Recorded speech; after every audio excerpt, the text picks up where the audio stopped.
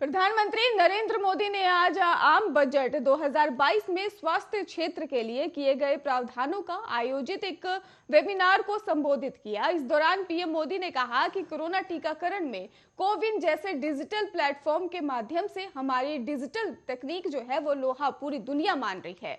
Ayushman Bharat digital mission confusion को लेकर भी उन्होंने हेल्थ केयर और प्रोवाइडर के बीच ही एक आसान इंटरफेस उपलब्ध कराता है और इससे देश में ही उपचार पाना और देना दोनों आसान हो जाएंगे। कार्यक्रम को संबोधित करते हुए पीएम मोदी ने कहा, सबसे पहले तो आप सभी को दुनिया के सबसे बड़े वैक्सीनेशन मिशन को सफलतापूर्वक चलाने के लिए 130 करोड़ देशवासियों की तरफ से मैं बहुत बहुत बधाई देता हूं। और उन्होंने कहा कि स्वच्छ भारत और मिशन हो और फिट इंडिया मिशन हो, पोषण मिशन हो और मिशन इंद्रधनुष हो, आयुष्मान भारत हो, जल जीवन मिशन हो, ऐसे सभी मिशन को हमें ज्यादा से ज्यादा लोगों तक लेकर जाना है। पीएम मोदी ने आगे ये भी कहा कि हमारा प्रयास है कि क्रिटिकल हेल्थ केयर सुविधाएं ब्लॉक स्तर पर हो, जिला स्तर पर हो और गांव के ही नजदीक हो और इसको लेकर भी उन्होंने समय समय पर अपडेट करना जरूरी है। इसके लिए प्राइवेट सेक्टर और दूसरे सेक्टर्स को भी ज्यादा ऊर्जा के साथ ही आगे आना होगा।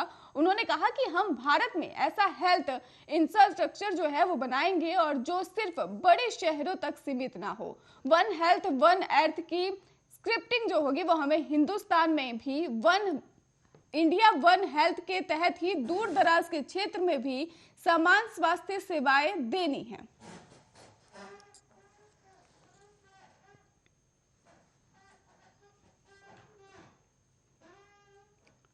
अखिलेश यादव ने शुक्रवार को बीजेपी पर डीजल पेट्रोल की कीमतों में बेतहाशा वृद्धि करने का आरोप लगाते हुए दावा किया है कि जैसे ही चुनाव खत्म होगा बीजेपी वाले डीजल पेट्रोल को और महंगा कर देंगे। बहराइच जिले के ही प्रयागपुर विधानसभा क्षेत्र के पैतौरा मोड़ पर ही सपा उम्मीदवार मुकेश श्रीवास्तव के समर्थन में आयोजित जनसभा को संबोधित करते हुए सपा प्रमुख ने बीजेपी को जमकर खरी खोटी सुनाई है। अखिलेश यादव ने कहा कि जब यहां बीजेपी वाले सरकार में आए तो इन्होंने डीजल और पेट्रोल कितना महंगा कर दिया कि हमारे गरीब भाइयों की गाड़ी भी नहीं चल पा रही है, किसानों का ट्रैक्टर नहीं चल पा रहा है। याद रखना, मैं कहते जा रहा हूं कि अखबार भी लिखने लगेंगे जैसे ही चुनाव खत्म होगा। बीजेपी वाले पेट्रोल भी 200 रुपए लीटर कर देंगे। बीजेपी वाले के बयान और व्यवहार से लग रहा है कि हार के डर से वो हिंसा पर उतर आए हैं। उनका व्यवहार अब कुश्ती में हार रहे पहलवान जैसा हो गया है।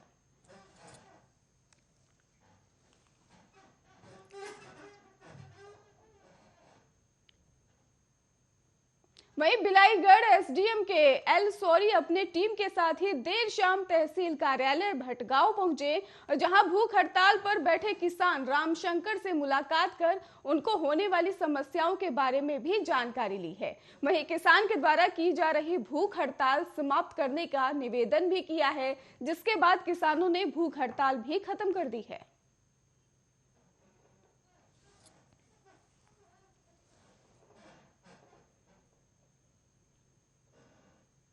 छत्तीसगढ़ के बिलाईगढ़ के ही गिरवानी में ही हुए रोड हादसा के दौरान हाईवा के ही चपेट में आने वाली एक महिला की भी रास्ते में मौत हो गई है। बताते चले आपको कि घायल होने के बाद महिला को ही बिलाईगढ़ सामुदायिक स्वास्थ्य केंद्र से बिलासपुर रेफर किया गया था और जैसे ही पामगढ़ के ही आगे मेउमाठा से ही पास पहुंचा तो महिला ने दम तोड़ दिया, जिसके बाद पामगढ़ में ही शव को आपको बता दें कि परिजनों को भी सौंप दिया गया है। और जानकारी ये भी मिल रही है कि महिला बच्ची की नानी है और इस घटना के बाद गांव सहित परिवार में भारी मातम छाया हुआ है।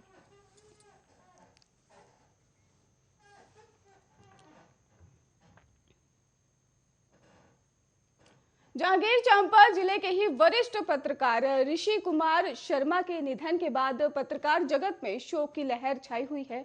बताते चले आपको कि उनके अंतिम संस्कार टेम्पल सिटी शिवनी नारायण के ही मुक्ति धाम में ही किया गया और जिसमें जांजगीर चांपा जिले के ही समस्त वरिष्ठ पत्रकार सहित क्षेत्र के जनप्रतिनिधि, अधिकारी और नगर के ही लोग वहां पर मौजूद थे। साथ ही साथ सभी वरिष्ठ पत्रकार साथी भारी संख्या में वहां पर मौजूद थे।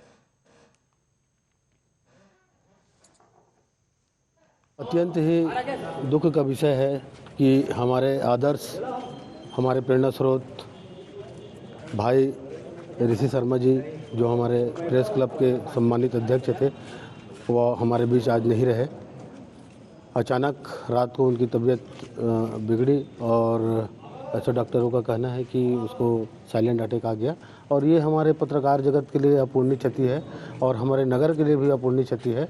हम सब उनके आदर्श और उनके मार्गदर्शन पर चलने के लिए आज हम संकल्पित हुए हैं और भगवान से प्रार्थना करते हैं कि उसको अपने श्री चरणों में उचित स्थान दे और उसमें उनकी आत्मा की शांति के लिए अपना शोक संवेदना व्यक्त करता हूँ। अत्यंत ही दुख का देश की राजधानी दिल्ली में राष्ट्रीय युद्ध स्मारक की तीसरी वर्षगांठ पर एक भावुक कर देने वाला वीडियो वायरल हो रहा है।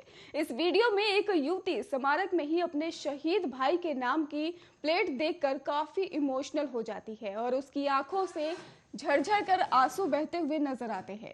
महिला अपने पति के साथ राष्ट्रीय युद्ध स्मारक घूमने आई थी और उसी के पति ने ये वीडियो इंस्टाग्राम पर पोस्ट किया है। जानकारी के मुताबिक वीडियो में नजर आ रही युवती का नाम शगुन है। वो दिल्ली में मौजूद राष्ट्रीय युद्ध स्मारक अपने पति के साथ घूमने के लिए आई थी। इसी दौरान जब वो देश के लिए जान कुर्बान करने वाले वीरों के सेक्शन की तरफ गई तो उसे अपने भाई कैप्टन को देखकर ही, उसकी नाम की प्लेट को देखकर ही इमोशनल हो गई। इस प्लेट को देखकर उसकी आंखें नम हो जाती हैं और वो रोने लग जाती है।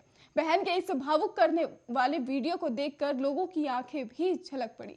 और बताते चले आपको कि राष्ट्रीय युद्ध स्मारक को देश के लिए शहीद हुए वीर जवानों को सम्मानित करने और उन्हें याद करने के लिए बनाया गया है। साल 2019 में प्रधानमंत्री नरेंद्र मोदी ने 25 फरवरी के दिन ही नेशनल वॉर मेमोरियल का ही उद्घाटन किया था। नेशनल वॉर मेमोरियल में ही 25,942 सैनिकों के नाम स्वर्ण अक्षरों से लिखे गए थे।